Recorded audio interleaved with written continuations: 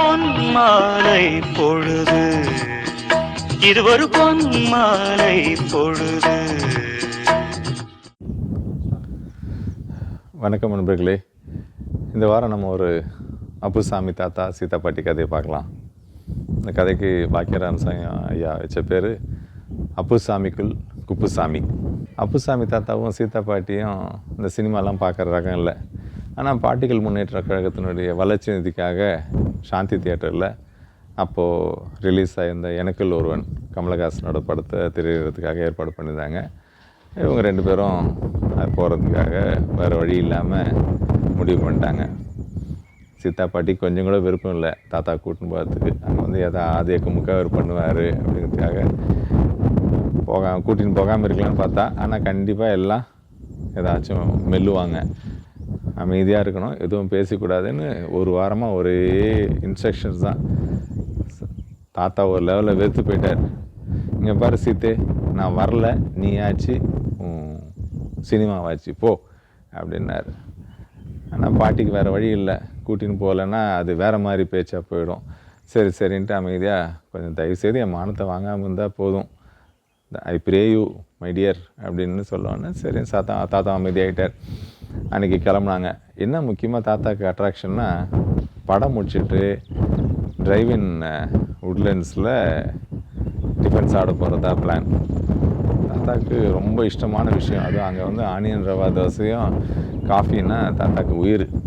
அதனாலேயே அவர் ஒத்துக்கினார். அமைதியாக சினிமாவுக்கு போனாங்க. தாத்தா கையை காலை கட்டிக்கின்னு அமைதியாக உட்காந்தார். எல்லாம் யார் வந்து பேசினாலும் ஒரு சிரிப்போட அமைதியாகிட்டார். ஏன்னா சாயந்தரம் போய் நல்ல டிஃபன் சாப்பிடணுமே அப்படிங்கிற ஆசையில்.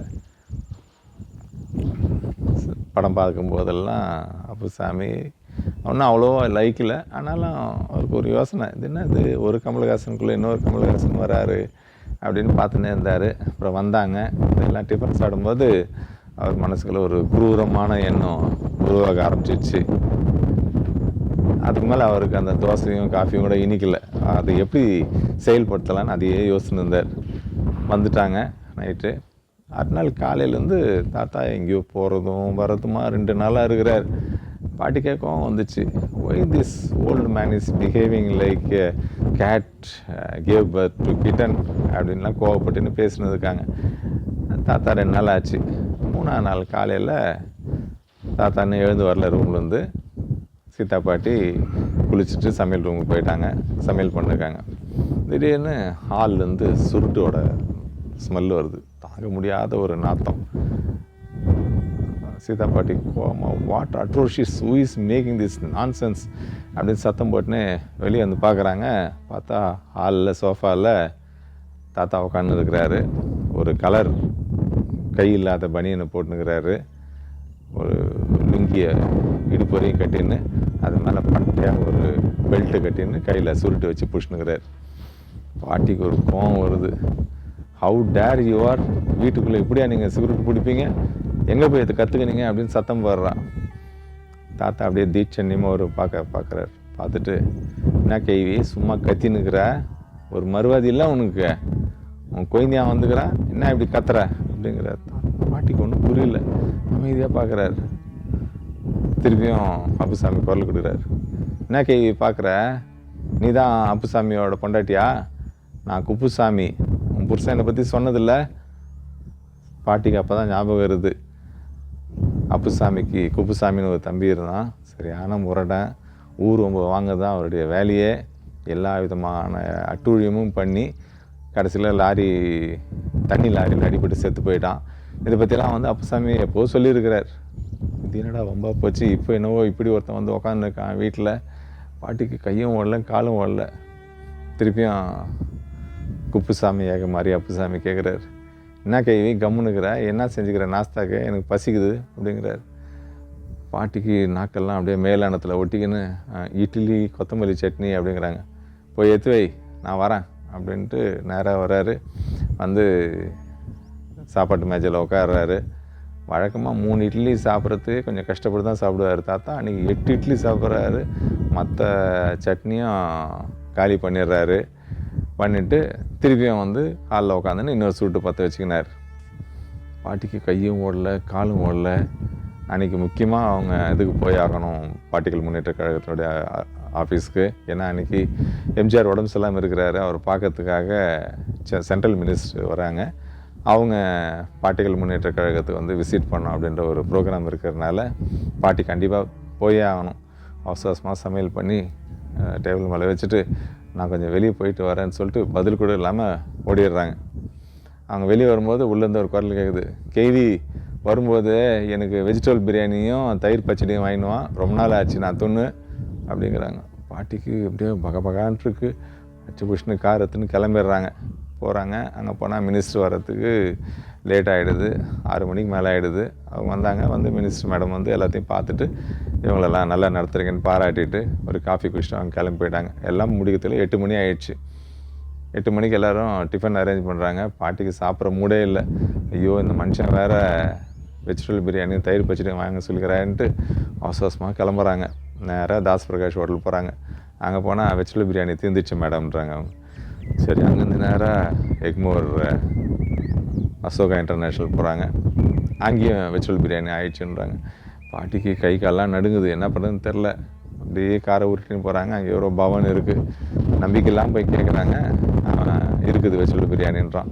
எப்பா 2 டப்பா கட்டுப்பான்னு சொல்லி பொட்டலாம் வாங்கின்னு தயிர் பச்சடியும் வாங்கின்னு நேராக வீட்டுக்கு வராங்க. வந்தால் வாசல்லையே உட்காந்து சுருட்டு பிடிச்சின்னுக்கிறார் குப்புசாமி. பாட்டிக்கு கை காலெலாம் நடுங்குது.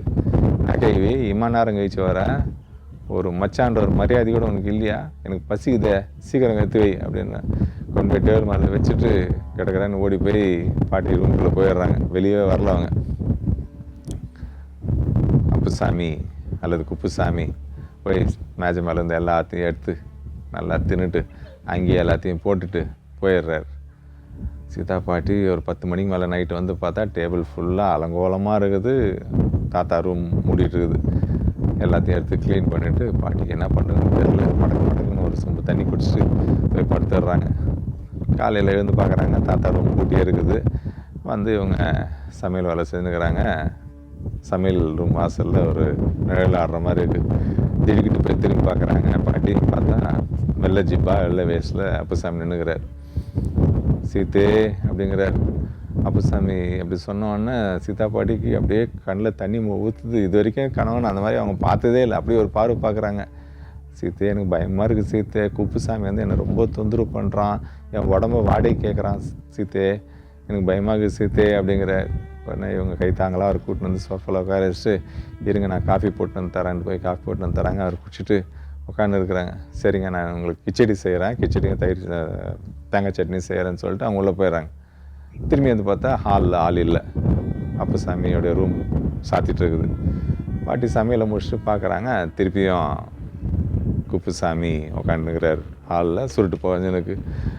சீதா பாட்டிக்கு என்ன பண்ணுறதுன்னு தெரில. வராங்க, அப்படி இது முழிக்கிறாங்க. குப்புசாமி வராரு. என்ன கைவி என்ன செஞ்ச இன்றைக்கி நாஸ்தா அப்படிங்கிறாரு. கிச்சடி அப்படிங்கிறாங்க. சரின்னு உட்காந்து தின்றாங்க. சீதா பாட்டிக்கு என்ன பண்ணுறதுன்னு தெரில. 10 மணி ஆயிடுச்சு காலையில். சரி நான் கொஞ்சம் வெளியே போயிட்டு வரேன்ட்டு அவசரமாக ஓடுறாங்க. எங்கே போகிறேன்றாரு. ஒன்றும் பேசிக்கல பாட்டி. அமைதியாக கிளம்பிட்டாங்க. அவங்களுக்கு திடீர்னு தோணுச்சு, ரசம் கொண்டு வந்து சொன்னான். அவன் தெரிஞ்ச மந்திரவாதி ஒருத்தருக்கிறான், அவன் இந்த மாதிரிலாம் பேய் ஓட்டுற ஆள், அவனை போய் பார்க்கலான்னு சொல்லிட்டு நேராக கார் எடுத்துன்னு போகிறாங்க. போயிட்டு ரசகுண்டு வீட்டுக்கு போகிறாங்க. போய் அவங்ககிட்ட அதெல்லாம் சொன்ன உடனே பாட்டிக்கு அப்படியே கண்ணில் தண்ணி ஊற்றுது.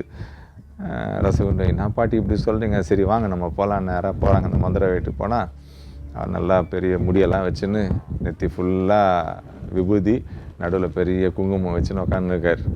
சரி அவர்கிட்ட எல்லா விஷயம் சொன்ன உடனே அவர் போய் சொல்கிறார், பாட்டி நான் ஓட்டிடுறேன், ஆனால் எனக்கு 2000 ஃபீஸ் அப்படிங்கிறான். பாட்டிக்கு 2000 2 lakh கூட கொடுக்கறதுக்கு ரெடியாக இருக்காங்க. வாப்பா போகலாம். சரி அவனை காரில் ஏற்றிக்கின்னு நேராக வராங்க. அந்த உடனே வாசல்லையே உட்காந்துன்னு சுட்டு பிடிச்சின்னுக்கிறார் குப்புசாமி. வந்தோடனே என்ன கைவி எங்கே போயிருந்த இவ்வளோ நேரம் அப்படிங்கிறார். சீதா பாட்டி ஒன்றும் பேசலை. நேராக உள்ளே போகிறாங்க. தாத்தா வந்து உட்காந்துடுறாரு சோஃபாவில். ரசகுண்டு தாத்தா என்ன தாத்தா இது வேஷம் அப்படிங்கிறான். அப்படியே முறைக்கிறார் குப்புசாமி. ஏன்டா டேய் என் வயசு தான் இருக்கு, நீ என்னை பார்த்து நீ என்னை தாத்தாண்டியா, நீ உனக்கு ஏமா தைரியம்டா உனக்கு அப்படிங்கிறார். ரசகுண்டுக்கு ஒன்றும் பேசத்தில்லை. என்ன தாத்தா குரல் மாதிரி இல்லை, எப்படி கரகரான்ற குரலில் பேசுகிறாருன்னு பயத்தோடு அவனும் பார்க்குறான். அந்த மதுராவதி நேராக எதிரில் வந்து இன்னொரு சஃபாவில் உட்காந்துட்டு உன் பேர் என்ன அப்படின்னா. உடனே தாத்தா என் பேர் என்ன வந்தா உனக்கு என்னடா நீ கஸ்மாலம் யாரா நீ எங்கேருந்து வந்துக்கிறடா நீ அப்படிங்கிறார். அந்த ஆள் ஒன்றும் பேசவே இல்லை. அப்படியே பார்த்துட்டு அவன் பையிலேருந்து ஒரு விபூதி பேக்கெட் எடுத்து தாத்தா பார்த்து ஃபுனு ஊதுறான். அவர் மூஞ்சி ஃபுல்லாக விபூதி ஆகிடுது.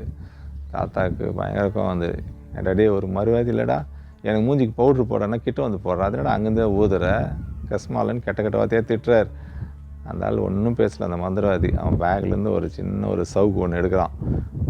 நல்லா ஒரு 1/2 இன்ச் நீட்டில் கைப்பிடி, அரை அடி நீட்டில் ஒரு கைப்பிடி, நல்லா அந்த மிலாறு நம்ம அந்த மாதிரி மெல்லிஸாக சவுக்கு அது எடுத்து தாத்தாவை வச்சு ஒரு அடி அடிக்கிறான். உன் பேர் என்னன்றான். தாத்தாக்கு அப்படியே செலுத்துக்கிறாரு. நீ யாரா நீ அப்படிங்கிறார். திருப்பி மந்திரவாதி கேட்குறான், நீ யார் எங்கேருந்து வந்துக்கிறேன்னு கேட்குறான். தாத்தா பதிலே சொல்ல அமைதியாக இருக்கார். வச்சு வாங்க ஆரம்பிச்சான். 2-3 அடி. பாட்டிக்கு கண்ணில் அப்படியே தண்ணி முட்டுது. வேணான்றாங்க. உடனே அந்த மந்திரவாதி சொல்கிறான், பாட்டி நீ ஒன்றும் கவலைப்படாத பாட்டி, இந்த அடியெல்லாம் அந்த ஆளுக்கு தான் விழுது, உங்கள் வீட்டுக்காருக்கு விழாது, ஒன்றும் பயப்படாது, அவர் உடம்புல ஒரு சில்லு படாது அப்படின்றான். வச்சு வாங்குறான். முதல்ல கொஞ்ச நேரம் தாங்கினாரு தாத்தா. ஒன்றும் அதுக்கு மேலே முடியல. ஒரு 10-15 அடி வந்தோன்னா மயங்கி விழுந்துட்டார். ரசகுண்டும் மந்திரவாதியும் தூக்கி தாத்தாவை கை தாங்கலாம் படுக்க வைக்கிறாங்க சோஃபாவில்.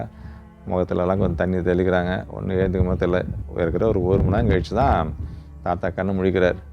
கண்ணு முழிச்சோன்னா சீதா பார்த்தோன்னா சீத்தே அப்படிங்கிறார். அப்போ தான் பாட்டிக்கு உயிர் வருது. எழுப்பி உட்கார வைக்கிறாங்க, தண்ணி கொடுக்குறாங்க. தாத்தானால ஒன்றும் முடியல.